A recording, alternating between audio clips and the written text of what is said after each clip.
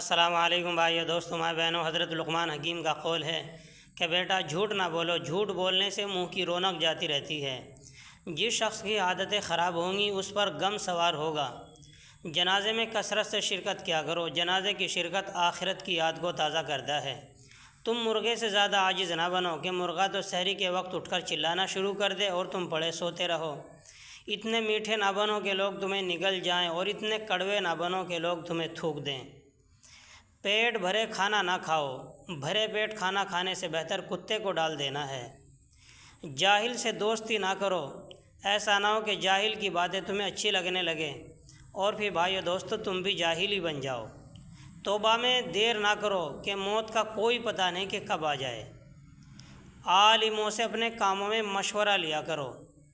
بھائیو دوستو یہ قیمتی باتیں آپ کو ضرور اچھی لگی ہوں گی۔ اچھی لگی ہو تو ہماری ویڈیو کو زیادہ سے زیادہ